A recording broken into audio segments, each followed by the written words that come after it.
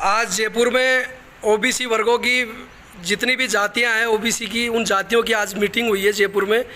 और ओबीसी के जो जातिगत जनगणना के मुद्दे हैं या राजस्थान में ओबीसी आयोग के गठन को लेकर और तमाम तरीके से के जो ओबीसी के जो मुद्दे हैं उन मुद्दों को लेकर आज सकारात्मक वार्ता हुई है। प्रदेश स्तर की संगोष्ठी थी, उसमें राजस्थान के विभिन्न कोणों से लोग पधारे। उन तमाम लोगों से मैं आपको मिलवाना चाह रहा हूँ साथियों। अभी आप कहाँ से आए हैं? सांगने रेतपुर। अभी आज जो मीटिंग हुई उसमें किस विषय पे बात हुई है? ओबीसी के चर्चा की गई। आप कहाँ से आए हैं? मैं देवराज चौधरी खाचरियावाद से हूँ और अपने ओबीसी के हितों के बारे में आज जो भी चर्चा हुई है आगे भी ऐसे ही करते रहेंगे। जो भी अपने से प्रयास होगा अपन करते रहेंगे। कैसा लगा आज मीटिंग में आपको? बहुत ही अच्छा लगा, सकारात्मक पहल है ये जी, शुरुआत हो गई आज। सर आप कहाँ से आए हैं? मैं नागरमल यादव और बेनाड रोड जयपुर से आया हूँ और आज ओबीसी महासभा के विषय में जो मीटिंग हुई बहुत अच्छी हुई, बहुत अच्छा रहा। तो देश में जातिगत जनगणना होनी चाहिए? बिल्कुल होनी चाहिए सर, होनी चाहिए बिल्कुल। तो लोग तो ये कह रहे हैं कि जातिगत जनगणना होने से देश में आपसी जातियों में एक भेदभाव बढ़ेगा, ये सही है बात? कोई भेदभाव नहीं बढ़ेगा सर, ये बिल्कुल सही है। Thank you. मैं चौमू से जयपुर आया हूँ, मालीराम मेरा नाम है। और ये ओबीसी महासभा की जो मीटिंग है बहुत ही सकारात्मक मीटिंग है और इसमें जो जातीय जनगणना मुद्दा है वो बहुत ही पहल का मुद्दा है। ये जातीय जनगणना होना 100% ज़रूरी है। सर आप कहाँ से आए हैं? मैं जयपुर से आया हूँ, बेनाड रोड से हूँ। तो आज जो ओबीसी महासभा की तरफ से मीटिंग हुई इसमें आप के क्या विचार हैं कि कैसी मीटिंग रही? अब आगे की रूपरेखा क्या होगी आपकी? ओबीसी महासभा की जो मीटिंग हुई उसमें अपने अधिकारों के लिए हुई है, तो इसमें जनगणना भी हमारी ओबीसी के जाति के आधार पर होनी चाहिए, जो अच्छी है। चलिए, हमारे साथ में ओबीसी के कर्मचारी नेता हैं। सर आपका नाम और परिचय बताइए। मैं शेर सिंह यादव, उपाध्यक्ष कर्मचारी मोर्चा ओबीसी महासभा। और आज का जो मीटिंग का विषय था वो जाति आधारित जनगणना करवाना, तो उसमें अच्छे बढ़िया माहौल से पूरे प्रदेश स्तर के पदाधिकारी उपस्थित हुए और सभी ने एक स्वर में जाति आधारित जनगणना का समर्थन किया, क्योंकि उससे अच्छा रिजल्ट निकलेगा और प्रत्येक जाति का कितना क्या रेशियो है उस हिसाब से उसकी योजना। आज संगोष्ठी में क्या मंथन हुआ? आज क्या निर्णय पे गए? आज इस निर्णय पे गए कि हम जाति आधारित जनगणना करवाने के लिए प्रस्ताव प्रेषित करेंगे और हमारी ओबीसी महासभा जो है इसका भी गांव-गांव ढाणी-ढाणी तक विस्तार करेंगे, लोगों को जागरूक। धन्यवाद। हमारे साथ में राजस्थान ओबीसी महासभा के यूथ प्रेसिडेंट दिनेश यादव। दिनेश जी, आपकी मध्य प्रदेश में ओबीसी महासभा बहुत बड़े स्तर पे काम करी। अभी उन्होंने एक बड़ा अचीवमेंट किया है, 27% रिजर्वेशन, 14% से बढ़ाकर 27% रिजर्वेशन ओबीसी महासभा ने मध्य प्रदेश में लागू किया। अब आप राजस्थान में किस तरह का मूवमेंट खड़ा करना चाहते हैं आज जिसको लेकर आज मीटिंग हुई आप? आज जैसा कि पहली ये मीटिंग थी, युवाओं की अच्छी भागीदारी रही है। हमारे यहाँ पर 21% का जो है ओबीसी का रिजर्वेशन है। ओबीसी सीएम होते हुए भी हमें अभी तक 27% नहीं मिला है। इसकी वजह यही है कि हमने मांग ही नहीं की है। माँ भी तभी दूध पिलाती है बच्चे को जब वो रोने लगता है। तो आज हम यूनाइटेड होंगे, इकट्ठा होंगे और इस मुहिम को, जैसा कि आपने हमें समझाया था कि गांव-गांव, शहर-शहर, ढाणी-ढाणी लेके जाएंगे, पूरी कार्यकारिणी का विस्तार करेंगे और जल्द से जल्द कार्यकारिणी का विस्तार करके, चाहे हमें विधानसभा का घेराव करना हो, चाहे राज्यपाल भवन का घेराव करना हो। और हमें अगर, क्योंकि पहला मुद्दा हमें राजस्थान को ही संभालना है, तो इन सब का घेराव करके, चाहे सीएम हाउस का घेराव करना पड़े, इनको घेराव करके हम अपनी बातों को मनवाएंगे। और ये बात सरकार को माननी पड़ेगी, क्योंकि अब ओबीसी का जो पढ़ा लिखा तबका है वो इस मुहिम से जुड़ने जा रहा है। जैसा कि सब कहते हैं कि एजुकेशन हर चीज़ के लिए काफ़ी इम्पोर्टेंट है, तो इस मुहिम में जितने भी पढ़े लिखे लोग हैं उनको साथ लेकर मैं आगे चलूँगा। बहुत बहुत धन्यवाद। आप कहाँ से आए हैं? आर के जी बताइए, आप अपना परिचय बताइए। मैं ओबीसी महासभा राजस्थान का स्टेट प्रेसिडेंट रामकिशोर यादव। आज जो आपकी मीटिंग हुई उसमें क्या प्रस्ताव आपने पास किया कि राजस्थान के अंदर आप एक मूवमेंट खड़ा करें ओबीसी महासभा की तरफ से? हमें 5 प्रस्ताव पास किए। पहला प्रस्ताव तो ये पास किया कि राजस्थान में जो 21% रिजर्वेशन ओबीसी को दिया गया है उसको 27% के लिए हम गांव-गांव, ढाणी-ढाणी तक जागरूकता फैला के सरकार से लेने की पूरी कोशिश करेंगे। इसके अलावा जो एजुकेशन में भेदभाव किया जा रहा है, जहाँ पे ओबीसी वर्ग का प्रतिनिधित्व कम है, वहाँ पे एजुकेशन का प्रतिनिधित्व पूरा मिले।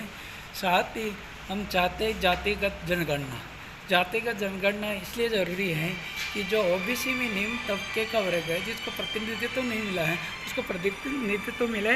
और ये आंकड़े सामने आए कि ओबीसी की जनसंख्या इतनी है और उनकी भागीदारी इतनी है। तो हम गांव-गांव के लिए रात दिन मेहनत करेंगे। और आज हमारी प्रदेश स्तरीय पहली मीटिंग थी, काफ़ी संख्या में युवा वर्ग आए, दूर दूर से आए। और हम सरकार से मांग करते हैं कि जो 21% रिजर्वेशन है उसको 27% किया जाए। जो जातिगत जनगणना नहीं करवा रही केंद्र सरकार, तो राज्य सरकार जातिगत जनगणना के लिए विधानसभा में प्रस्ताव पास करके केंद्र सरकार को भेजे। क्या ओबीसी वर्गों की आज आपने मीटिंग की, आपको क्या उम्मीद है इस ओबीसी वर्ग से? हमें पूरी उम्मीद है ओबीसी वर्ग धीरे धीरे जागरूक हो रहा है और गांव-गांव, ढाणी-ढाणी तक जोड़ने का युवाओं का पूरा सहयोग मिलेगा। Thank you. नमस्कार। आप अपना परिचय बताइए। नमस्कार, मैं रजनी मेहरवाल, मालवीय नगर विधानसभा क्षेत्र की महिला मोर्चा के अध्यक्ष हूँ। और मुझे आज यहाँ जो मीटिंग के लिए बुलाया गया था, ये बहुत ही अच्छा एक कदम है जो ओबीसी के लिए, ओबीसी की जनगणना के लिए हम सब एकजुट हैं और आगे हम पूरा अपना सपोर्ट देंगे।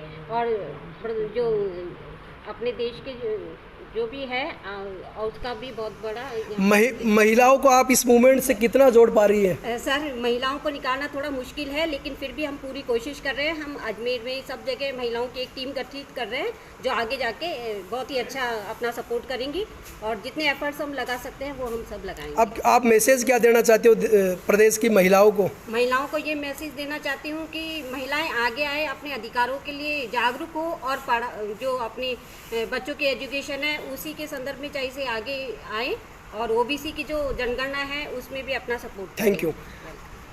आप कहाँ से आए हैं?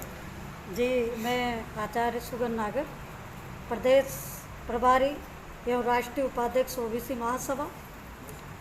जैसा कि आज पूरे भारत में जातिगत जनगणना की आवाज़ सभी संगठनों के द्वारा उठाई जा रही है और साथ में ही महिला होने के नाते, क्योंकि पूरे हिंदुस्तान में, भारत में 50% महिलाओं की आबादी है, तो हर क्षेत्र में महिलाओं को भी 50% भागीदारी होना आवश्यक है।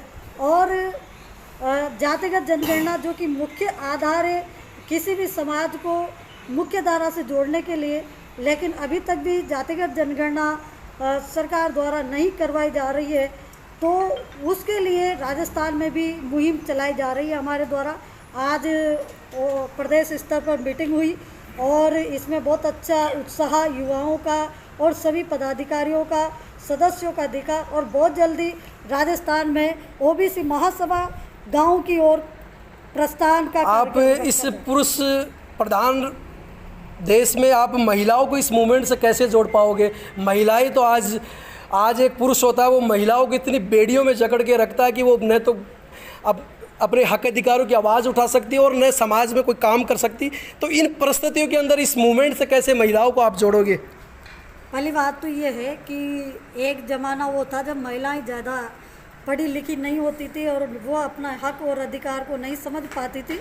वर्तमान समय में महिलाएं पढ़ी लिखी है और हमारा ओबीसी वर्ग भी बहुत शिक्षित हो चुका है, तो महिलाओं का साथ उसके परिवार से भी मिल रहा है। अब ये नहीं कह सकते कि बिल्कुल ही महिलाओं को इस चीज़ से वंचित रखा जा रहा है। महिलाओं को आप जो अंधविश्वास, पाखंडवाद ये जो चल रहा है, इससे बाहर कैसे निकालेंगे? आपके पास क्या पॉलिसी है जिसके माध्यम से आप इन महिलाओं को उस जंजाल से निकालकर एक सामाजिक न्याय की अवधारणा में उनको ढाल पाओगे? जी बिल्कुल, आपका प्रश्न बहुत उचित है और इस हेतु हमारा प्रयास ये है कि जो महिलाएं इस समय में सबसे ज़्यादा जो धर्म से जुड़ी हुई है वो महिलाएं हैं। और महिलाओं को हमारी एक ये है कि जो हमारी ओबीसी वर्ग में जितनी भी महिलाएं उत्पन्न हुई है और उन्होंने जो समाज के लिए अपने दायित्व किए, जो जन जागृति के लिए जो कार्य किए, उनकी जीवनी को उनको लिए पढ़ाया जाएगा। उनके विषय में हम महिलाओं को बताएंगे, जैसे सावित्रीबाई फूले है है ना, और बहुत सी ऐसी महिलाएं हुई है। फूलन देवी ने अपने फूलन देवी पे अत्याचार हुआ, फूलन देवी ने जो कार्य किया, क्या महिलाओं को फूलन देवी से प्रेरणा लेनी चाहिए? बिल्कुल, बहुत ही उचित उन्होंने कार्य किया और वह प्रेरणादायक महिलाओं के लिए रही है और महिलाओं को उनसे सीखना चाहिए कि अपने ऊपर होने वाले अत्याचार और अन्याय के विरुद्ध किस प्रकार से खड़ा किया जा सकता है। मैं शॉर्ट में आप क्या मैसेज देना चाहते हैं? ओम चौधरी, जिला अध्यक्ष कर्मचारी मोर्चा जयपुर। मैं ये कहना चाहता हूँ कि आज जो संगोष्ठी आयोजित की गई है ओबीसी महासभा के लिए की गई है, जिसमें अपने अधिकारों को लेकर गई है, तो आज का जो रुझान देखते हुए इसे लग रहा है कि आने वाले समय में ओबीसी एकजुट होकर अपने अधिकारों का बचाव करेगी और अपना वर्चस्व स्थापित करेगी। Thank you. आपका परिचय? मैं संजीव यादव, विद्याधर विधानसभा क्षेत्र से। मैं ये सूचना देना चाहूँगा कि हमें सबको एकजुट होकर कार्य करना है और इस भागीदारी को जितना हो सके उतना आगे बढ़ाना है। Thank you. सर आप कहाँ से आए हैं? सुरेंद्र यादव, गोकुलपुरा से। आज की मीटिंग बहुत ही सक्षम और सफल रही और आगे हम इस मीटिंग को अच्छी तरह से ऑर्गेनाइज करके अच्छी कामयाबी की तरफ ले जाएंगे। युवाओं को आकर्षित करेंगे कि ओबीसी में हमारा क्या अधिकार है और क्या करना चाहिए और उसका क्या हमें आगे प्लान करना चाहिए। आप कहाँ से आए हैं? मैं गणेश गोरा, जोटवाड़ा विधानसभा से है। जो ओबीसी महासभा की आज ये मीटिंग हुई, इसको अपना आगे बढ़ाना और अपने जो जनगणना है इसको अपन को जरूरी है कराना। हमारे साथ में समता आंदोलन से जुड़े हुए बहुत बड़े एक्टिविस्ट हमारे साथ में। सर आपका परिचय बताइए। मैं मांगीलाल यादव चौमू से आया हूँ और ओबीसी महासभा के तत्वाधान में जो आज संगोष्ठी हुई बहुत ही सकारात्मक रही और ओबीसी से संबंधित जो भी हक अधिकारों के संबंध में जो भी बातें आज यहाँ तय हुई, उनके लिए हम ओबीसी महासभा के पदाधिकारियों के साथ में मिलकर के आगे अच्छी पहल करेंगे, अच्छी रणनीति बनाएंगे और सफलता की तरफ। जातिवार जनगणना कितनी आवश्यक है आज के समय में? जातिवार जनगणना बहुत आवश्यक है, बहुत महत्वपूर्ण आवश्यकता है।